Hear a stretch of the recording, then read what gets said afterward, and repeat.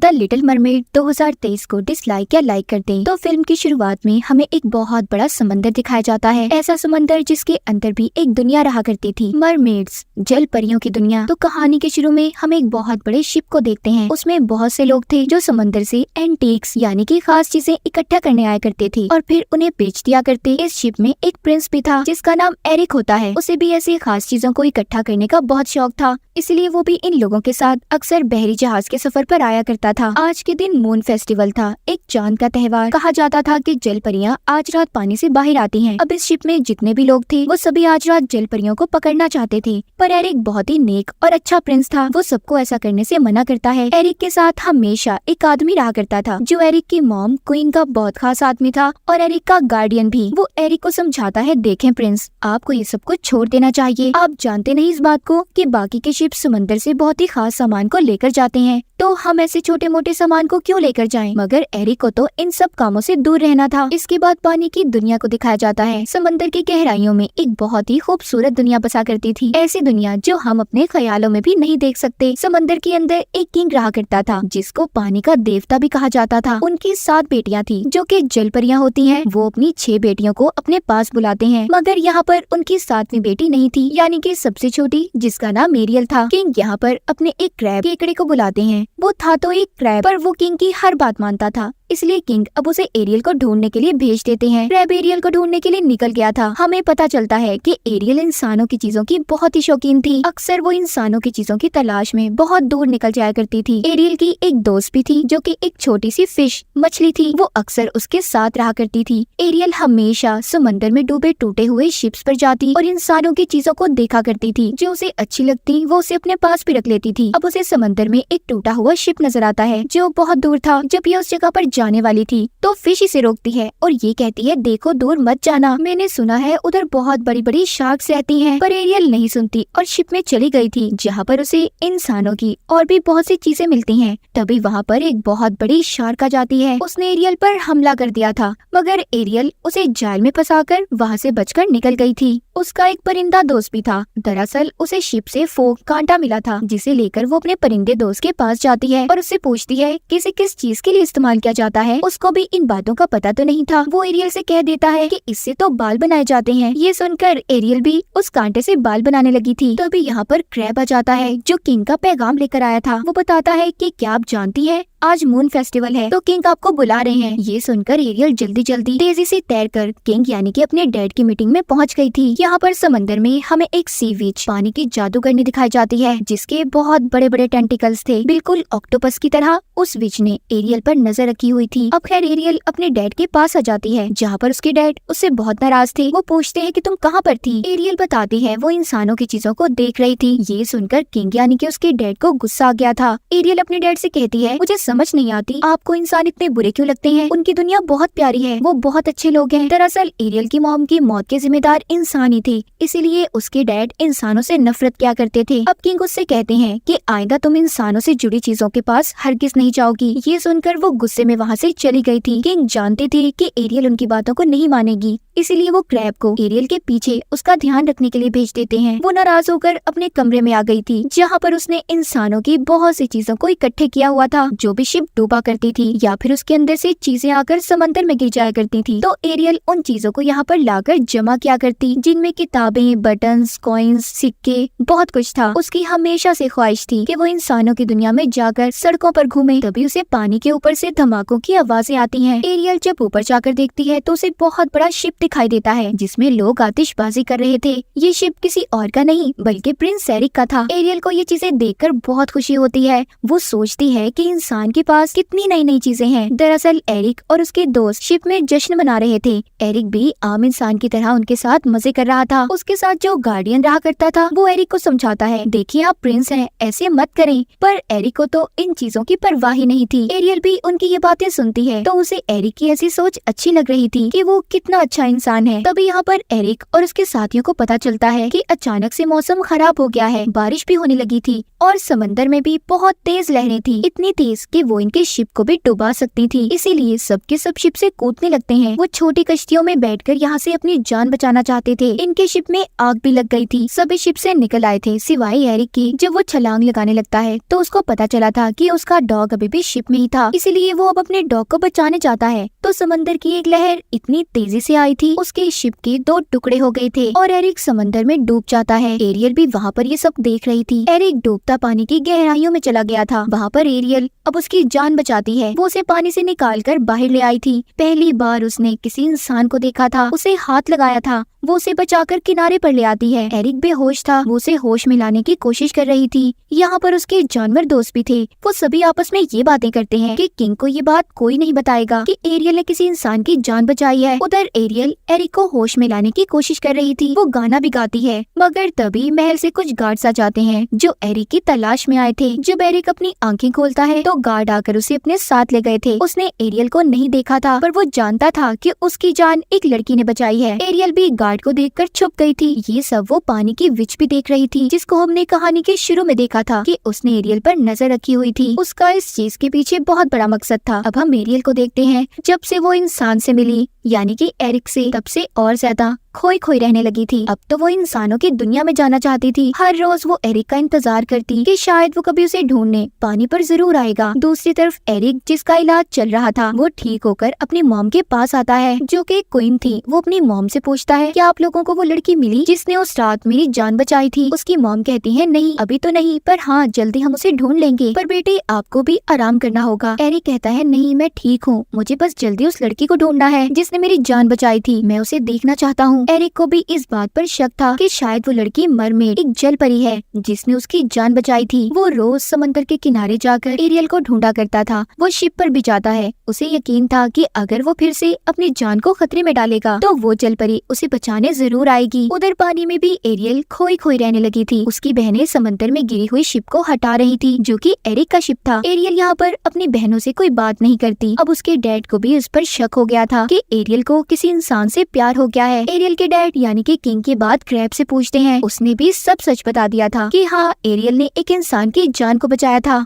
ये बातें सुनकर किंग को बहुत गुस्सा आ गया था। उनके पास बहुत पावर थी। वो वहाँ पर एरियल के पास रखी हुई इंसानों की चीजों को तबाह कर देते हैं। एरियल अपने डैड को बहुत रोक रही थी, पर वो तो किसी भी चीज से मना नहीं होते। ये सब देखकर एरियल बहुत दुखी हो गई थी। तभी उसके सामने शीशे में वही विच आ जाती है जिसने उस पर नजर रखी हुई थी। वो एरियल को बताती है कि मैं तुम्हारी आंटी हूँ। मुझे सब लोग सी विच, समंदर की जादूगरनी के नाम से जानते हैं, मगर मुझे पता है तुम्हें क्या चाहिए। अगर तुम वो सब चाहती हो तो तुम्हें मुझसे मिलने आना होगा। अब एरियल उस विच से मिलने चली गई थी। विच कहती है, मैं जानती हूँ कि तुम्हें एक इंसान से प्यार है और इंसानों की दुनिया में जाना चाहती हो। मैं तुम्हारी मदद कर सकती हूँ, पर इसके बदले तुम्हें मेरा एक काम करना होगा। मेरी एक शर्त है, वो ये कि तुम्हें मैं इंसान में बदल तो दूंगी, तुम्हें चलने के लिए पाँव भी दे सकती हूँ, पर तुम्हें 3 दिन के अंदर अंदर वापस आना होगा और अपने प्यार के बारे में उस इंसान को बताना होगा। मगर इसके बदले तुम्हें अपनी आवाज को मुझे देना है। अगर तुमने अपने प्यार के बारे में उस इंसान को ना बताया तो फिर तुम्हें हमेशा हमेशा के लिए मेरे पास रहना होगा। एरियल इतनी सारी विच की शर्तों को सुनकर डर गई थी। वो वापस जाने लगती है। ये देखकर विच कहती है, ठीक है चली जाओ, मेरी बात मत मानो और सारी जिंदगी अपने डैड के साथ रहना, जो तुम्हें कभी भी इंसान से मिलने नहीं देंगे। ये सुनकर एरियल विच के पास वापस आ जाती है और उसकी हर बात मानने को तैयार हो गई थी। अब विच उस पर जादू करती है। सबसे पहले वो एरियल की आवाज को एक लॉकेट में कैद करके अपने गले में डाल लेती है, जिसके बाद उसने एरियल को जल परी से एक इंसान में बदल दिया था। एरियल जो कि अब एक इंसान बन चुकी थी, तो उसका पानी में रहना मुश्किल हो रहा था। वो तैरती किनारे पर आ जाती है। दरअसल ये सारा कुछ विच की एक चाल थी।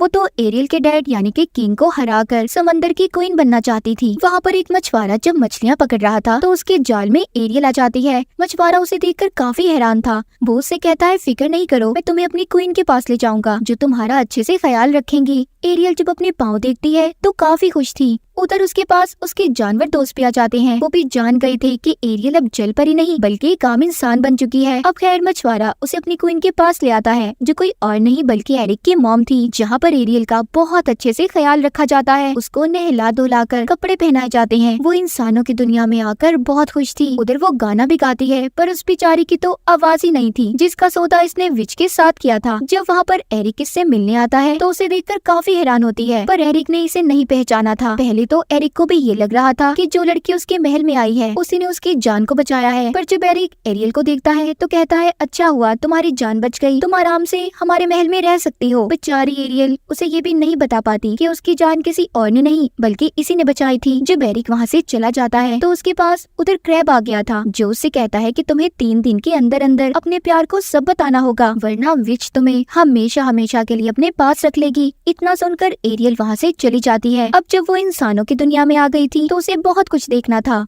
वो इसी तरह महल में घूमते घूमते एक कमरे में आ गई थी जहाँ पर एरिक ने एंटीक्स खास चीजों को रखा हुआ था जो वो अक्सर समंदर से लाया करता था। वहाँ पर एरियल पड़ी हुई एक जल परी को भी देखती है मगर उसने दोबारा उसे अपनी जगह पर रख दिया था। वहाँ पर एरिक भी आ जाता है जो खुद अब एरियल को चीजें दिखाने लगा था। एरियल उसे एक पत्थर को तोड़कर हीरा निकाल कर देती है जिसके बारे में एरिक खुद भी नहीं जानता था। वो एरियल को अलग अलग मुल्कों के नक्शे भी दिखाता है। उन्हें देखकर ऐसा लग रहा था कि दोनों एक दूसरे के साथ बहुत खुश रहने लगे हैं। इसी दौरान एरिक का गार्डियन आता है जो उसे खुश देखकर ये पूछ रहा था कि अभी भी हमें उस लड़की को ढूंढना चाहिए जिसने आपकी जान बचाई थी। एरिक कहता है हाँ उसे मत भूलना और हमें एक सवारी चाहिए, मैं खुद उस लड़की को ढूंढना चाहता हूँ। एरिक के लिए एक घोड़ा गाड़ी का बंदोबस्त किया गया था। ये एरियल को अपने साथ लेता है और चला गया था। समंदर के किनारे एरियल घोड़ों को बहुत ही मजे से दौड़ा रही थी। ये एक गाँव में आ जाते हैं जहाँ पर एरियल बहुत सी नई चीजों को देखती है। एरिक के साथ डांस भी करती है। उसने उसके लिए एक कैप को भी खरीदा था। रात को एरिक एरियल को कश्ती में बिठाकर समंदर की सैर करवाने ले जा रहा था। वहाँ पर एरियल के जानवर दोस्त भी थे जो बातें कर रहे थे कि अब सही मौका है, एरियल को अपने दिल की बात एरिक को बता देनी चाहिए क्योंकि इन दोनों के दरमियान में प्यार हो चुका है। अगर एरियल एरिक को किस कर देगी तो हमेशा हमेशा के लिए वो इंसान बनकर एरिक के साथ रह सकती है और विच के पास कभी भी नहीं जाना पड़ेगा। वो दोनों कश्ती में जाते हुए बहुत मजे करते हैं। तभी विच अपने जादू से कश्ती को पलट देती है। वो दोनों बच गए थे मगर विच अब ये जानना चाहती थी कि आखिर वो दोनों इतना करीब कैसे आ सकते हैं। उधर समंदर में एरियल के डैड अपनी बाकी की बेटियों से पूछते हैं कि एरियल कहाँ पर है, जिसके बारे में किसी को भी कुछ नहीं पता था। उसकी बहनें भी अब एरियल को ढूंढने निकल गई थी। उधर इंसानों की दुनिया में एरियल और एरिक वापिस से महल में आ गए थे जहाँ पर एरिक का गार्डियन जब उन्हें इतना खुश देखता है तो एरिक को कहता है कि मुझे लगता है आपको वो लड़की मिल चुकी है जिसकी आपको तलाश थी, जिसके साथ आप हमेशा खुश रह सकते हैं। मुझे लगता है हमें उस लड़की को नहीं ढूंढना चाहिए। मगर एरिक अभी भी अपने दिल से मुतमईन नहीं था। वो अभी भी उस लड़की से ही मिलना चाहता था। वो अब समंदर के किनारे चला जाता है और आवाजें देने लगता है कि आखिर उसकी जान को किसने बचाया था। तभी फोग धुंध से निकलकर एक लड़की पत्थर पर आकर बैठ गई थी। एरिक समझता है यही वो लड़की थी जिसने उसकी जान को बचाया था। वो उसे अपने साथ महल में ले आता है। अगले दिन एरियल के जानवर दोस्त उसे जगाते हैं और ये कहते हैं कि आज तुम्हें बहुत काम है, तुम्हें बहुत कुछ करना है, तुम्हें एरिक को बताना है कि तुम उससे प्यार करती हो। अब एरियल जल्दी जल्दी तैयार होती है, एरिक के पास जाती है पर वो उस लड़की के साथ था जो कल रात उसे मिली थी। वो अपनी मॉम को बता रहा था कि मॉम यही वो लड़की है जिससे मैं प्यार करता हूँ और इसी ने मेरी जान को बचाया था। उस लड़की के गले में एक लॉकेट चमक रहा था। एरियल ये बातें सुनकर बहुत दुखी हो गई थी और महल से बहुत दूर चली जाती है। एक रात उसका परिंदा दोस्त गाने की आवाज को सुनता है जो किसी और की नहीं बल्कि एरियल की आवाज थी जो उसी लॉकेट से आ रही थी जो उस लड़की ने पहना हुआ था जो कल रात एरिक को मिली थी। वो कोई और नहीं बल्कि विच थी जिसने खूबसूरत लड़की का रूप लिया हुआ था। ये सब जानने के बाद एरियल के दोस्त उसके पास जाते हैं और उसे सब बता देते हैं। कहते हैं तुम्हें अपने प्यार को हासिल करना होगा वरना वो विच जीत जाएगी और फिर तुम कभी भी इंसान बनकर यहाँ पर नहीं रह सकती। ये बातें सुनकर एरियल दोबारा महल में आ जाती है। वहाँ महल में एरिक और उस लड़की की मंगनी होने वाली थी। एरिक की मॉम पूछती है क्या तुम वाकई इस लड़की से प्यार करते हो क्योंकि कल तक तो तुम एरियल के साथ बहुत खुश थे। एरिक कहता है इस बारे में तो मैं खुद भी नहीं जानता कि आखिर बात क्या है। तभी वहाँ पर एरियल के दोस्त आ जाते हैं जिन्होंने उस लड़की यानी कि विच पर हमला कर दिया था। वहाँ पर एरियल आकर सबसे पहले उसके गले से लॉकेट को उतारती है जिसमें उसकी आवाज कैद थी। अपनी आवाज आने के बाद वो एरिक को बताती है कि मैं ही वो लड़की हूँ जिसने तुम्हारी जान बचाई थी। विच भी अपने असली रूप में आ गई थी। वो अपने बड़े बड़े टेंटिकल से सब पर हमला कर देती है। एरियल जब वापस जल परी के रूप में आ गई थी तो वो उसे अपने साथ दोबारा से समंदर में ले गई थी। समंदर में एरियल के डैड आ गए थे जिनको विच बताती है कि तुम्हारी बेटी की मुझसे डील हुई थी, एक ऐसी डील जो चाहकर भी तुम नहीं तोड़ सकते। अब एरियल के डैड अपनी बेटी को बचाने के लिए अपनी जान का सौदा विच से कर लेते हैं। विच ने अपने जादू से किंग को मार दिया था और उनका जादुई हथियार भी ले लेती है। विच का मकसद तो पूरा हो गया था। वो पूरे समंदर की क्वीन बनना चाहती थी जो उसने हासिल कर लिया। लिया था। वो एरियल को मारने वाली थी। तभी समंदर में एरियल को बचाने एरिक भी आ गया था, मगर विच अब अपने ऊपर जादू करती है और खुद को एक बहुत बड़े ऑक्टोपस में बदल लिया था जो पूरे समंदर जितना था। एरिक भी एक शिप पर लटका हुआ था। एरियल एरिक को बचाने की कोशिश कर रही थी, उधर विच एरियल को मारने की अलग अलग तरीके अपना रही थी। एरिक एक पहाड़ पर बैठ जाता है। एरियल जो कि शिप के पास थी वो शिप को घुमाकर विच के अंदर घुसा देती है, जिससे उसका सारा जादू खत्म हो गया था और वो एक आम इंसान बनकर खत्म हो जाती है। उस विच के मरने के बाद एरियल के डैड किंग भी जिंदा हो गए थे। एरियल अपने डैड का जादुई हथियार भी उन्हें लाकर देती है, पर अब वो अपनी या एरिक के बारे में कोई बात नहीं करती क्योंकि उसके डैड ने उसकी खातिर अपनी जान को दे दिया था। उधर एरिक भी तैरकर समंदर के किनारे आ जाता है और अपनी मॉम से कहता है कि मुझे समंदर के अंदर जाना है एरियल को लाने, पर उसकी मॉम उसे समझाती है, देखो ऐसा नहीं हो सकता, तुम एक आम इंसान हो जबकि वो एक जल परी, वो अपनी दुनिया में जा चुकी है। समंदर में एरियल के डैड क्रैब से पूछते हैं, क्या मैंने सब ठीक किया? अगर सब कुछ ठीक हो गया है तो मेरी बेटी इतना उदास क्यों रहती है? क्रैब बताता है कि आपकी बेटी की खुशी इंसान बनने में है और एरिक के साथ है जिससे वो प्यार करती है। ये सुनने के बाद किंग अपनी बेटी को इंसान में बदल देते हैं। उधर एरिक अब तक एरियल का इंतजार कर रहा था। आखिरकार एरियल एक इंसान बनकर एरिक के पास पहुंच जाती है। वो दोनों मिल गए थे, जिसके बाद अब एरियल हमेशा इंसान बनकर रहेगी। महल के अंदर दोनों की शादी हो जाती है। पूरी दुनिया घूमने के लिए ये तैयार थे। एरिक अपनी मॉम से मिलता है और जाने से पहले एरियल अपने डैड से मिलती है। उसके डैड बताते हैं कि मैं गलत था, हर इंसान बुरा नहीं होता, अब हम मरमेड्स मिलकर इंसानों के साथ रहेंगे। ये सुनकर एरियल बहुत खुश होती है, जिसके बाद ये दोनों हंसी खुशी अपने सफर पर निकल जाते हैं, जो सफर इनका पूरी दुनिया घूमने का था। और इसी के साथ इस मूवी की कहानी यहीं पर खत्म हो जाती है।